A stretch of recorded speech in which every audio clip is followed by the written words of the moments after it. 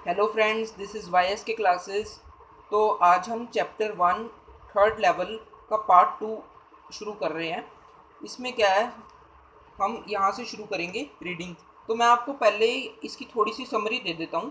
तो होता क्या है, अभी तक ऑथर पहुँचा था थर्ड लेवल। थर्ड लेवल में पहुँचने के बाद वो एक शार्प टर्न लेता है लेफ़्ट की साइड में। उसके बाद वो नीचे चला जाता है जहाँ पे उसको स्टेयर केसेस दिखते हैं।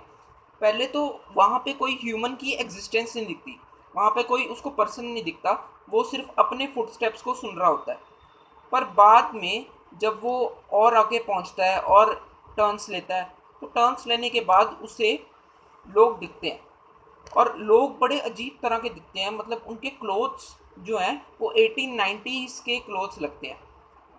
और उन लोगों में सबसे पहले वो देखता है कि एक पर्सन है जो रेलवे इंक्वायरी रूम में बैठा है, जिसने ग्रीन आई शेड्स और लॉन्ग स्लीव प्रोटेक्टर्स डाल रखे हैं। तो मैं चैप्टर पढ़ाऊंगा तो उसमें बता दूंगा आपको कि ग्रीन आई शेड्स होते हैं क्या हैं और प्रोटेक्टर्स क्या होते हैं। प्रोटेक्टर्स होते हैं लॉन्ग स्लीव क्लोथ्स। तो वहाँ पे लोगों ने लॉन्ग स्लीव क्लोथ्स डाल रखे हैं।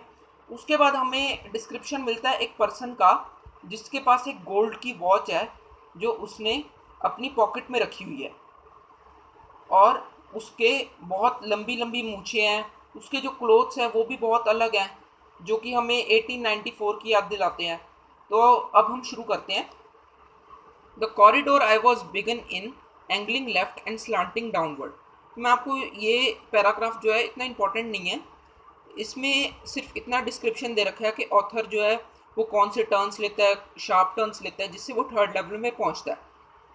तो सबसे पहले क्या होता है, वो लेफ़्ट की तरफ जाता है, वहाँ से वो डाउनवर्ड चला जाता है। वहाँ से उसको अपनी सिर्फ फुटस्टेप्स की साउंड सुन रही होती है, अपने कदमों की आवाज़ सुन रही होती है।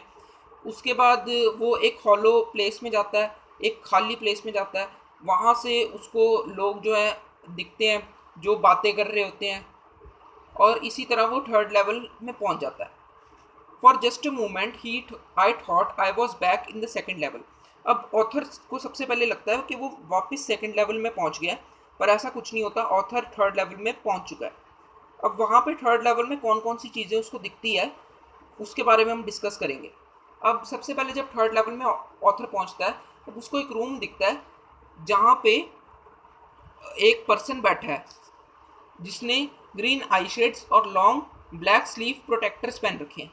अब ये पर्सन का डिस्क्रिप्शन बहुत ज़रूरी है कि उसने क्या क्या पहन रखा है। Green I shades and long black sleeve protectors.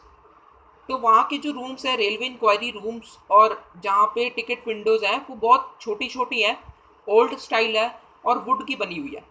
और वहाँ पे ओपन गैस फ्लेम लाइट्स यानी लालटेन जलती है वहाँ पे। वहाँ अभी तक बल्ब का इन्वेंशन नहीं हुआ था, या बल्ब इतने पॉपुलर नहीं हुए थे, इसलिए वहाँ पे लालटेन का यूज़ किया जाता है।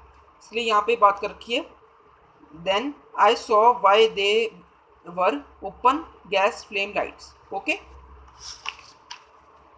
नेक्स्ट हम पढ़ेंगे उस पर्सन के बारे में जिसके पास गोल्ड वॉच थी। There were brass spittoons on the floor. Spittoons क्या होते हैं, जिसमें एक कंटेनर जिसमें हम थूकते हैं। पुराने टाइम पे लोग टोबैको, पान, ये सब च्यू करते थे। तो उनको जब फेंकने की बारी आती थी, तब वो फ्लोर पे ना फेंके, और रेलवे जो है वो गंदी ना हो, इसलिए वहाँ पे स्पिटून्स रखे जाते थे। स्पिटून्स यानी कंटेनर्स, डस्टबिन्स कह सकते हैं।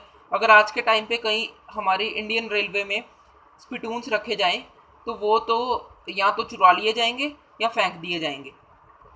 तो असली में ऐसा कुछ नहीं होता आज के टाइम पे, क्योंकि अब जो है सिनेरियो पूरा चेंज हो चुका है। And across the station, a glint of light caught my eye. A man was pulling a gold watch from his vest pocket. तो क्या होता है, वो एक मैन को देखता है जिसने अपनी पॉकेट में से एक गोल्ड वॉच निकाल लिया। ओके, तो उस टाइम पे क्या होता था, गोल्ड बहुत प्योर होता था। आज के टाइम पे आप 24 कैरेट गोल्ड लो तो उसमें पूरी प्योरिटी नहीं होती, पर उस टाइम पे बहुत प्योरिटी होती थी, बहुत साफ होता था। तो जब वो गोल्ड वॉच की तरफ देखता है तो उसमें से एक अलग चमक निकलती है। Okay, he glanced at his watch and frown. अब वो मैन के बारे में बता रहा है कि उसने उस वॉच को निकाला अपनी पॉकेट में से और देखा, और वो गुस्से में आ गया। इसका मतलब है वो किसी की वेट कर रहा था और वो अभी तक आया नहीं था। He wore a derby hat, a black 4-button suit with tiny lapels. He had a big black handlebar mustache. अब जो पर्सन जिसके पास गोल्ड वॉच है, जो रेलवे स्टेशन में है, उसके बारे में डिस्क्रिप्शन दे रखा है कि उसने क्या क्या पहना था. He wore a derby hat, a black four button suit. उसका एक 4-बटन सूट था ब्लैक कलर का. उसने एक हैट पहनी हुई थी और उसके पास एक हैंडल बार मोस्टैच. हैंडल बार मोस्टैच मतलब उसकी मूछें बहुत लंबी लंबी थी. ओके, तो उसकी मोस्टैच बहुत बड़ी थी. Then I looked around and saw that everyone in the station was dressed like 1890 something.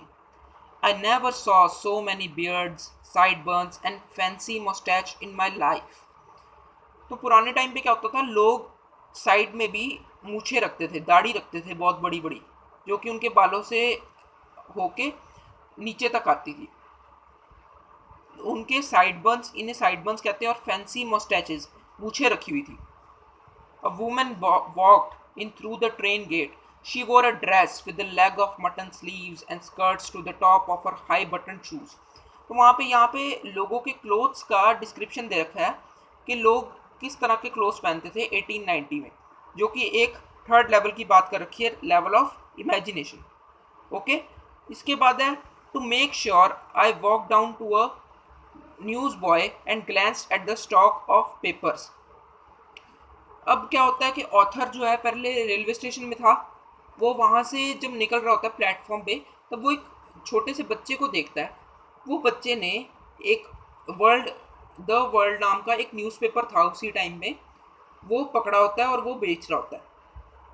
तो वो जब ऑथर देखता है उस न्यूज़पेपर की, ध्यान से देखता है, तब उसे पता चलता है कि जो द वर्ल्ड नाम का न्यूज़पेपर है वो तो काफ़ी साल पहले बंद हो चुका है. अब ऑथर जो है वो कौन से टाइम में आ चुका है, 1894. कौन से लेवल ऑफ इमेजिनेशन में, और असली में वो कौन से लेवल में है, अपने खुद के टाइम पे 20th सेंचुरी में है. तो 20th सेंचुरी में आते आते द वर्ल्ड नाम का न्यूज़पेपर बंद हो चुका है. वो न्यूज़पेपर को ध्यान से देखता है तो उसे पता चलता है प्रेसिडेंट क्लीवलैंड ने कुछ कहा है, उसके बारे में न्यूज़ आई हुई है. I have found that front page since in the public library files and it was printed June 11, 1894. तो वो डेट पड़ता है द वर्ल्ड न्यूज़पेपर की. I turned toward the ticket windows, knowing that here on the third level at Grand Central I could buy tickets that would take Louisa and me anywhere in the United States we wanted to go. अब होता क्या है, जब वो the world newspaper देखते हैं उसके बाद लाइब्रेरी में चल जाता है. अब आप लाइब्रेरी में जाओगे, एक सेंट्रल लाइब्रेरी में जाओगे, तो वहाँ पे आपको हर दिन का न्यूज़पेपर, अगर आपको 1994 का भी कोई न्यूज़पेपर देखना होगा वो भी आपको अवेलेबल हो जाएगा. वहाँ पे सर्च करना पड़ता है और न्यूज़पेपर मिल जाता है. अब ऑथर कौन से टाइम पे आ चुका है, अपनी प्रेजेंट वर्ल्ड में, और वो सर्च करके देखता है तो उसे पता चलता है कि 1894 जून 11 की डेट का न्यूज़पेपर था वो. अब ऑथर जो है वो एक टिकट विंडोज़ पे जाता है. टिकट विंडो पे वो क्या देखता है कि वहाँ से वो यूनाइटेड स्टेट की किसी भी जगह में जा सकते हैं. I could buy tickets that would take Luisa and me anywhere in the United State we want to go.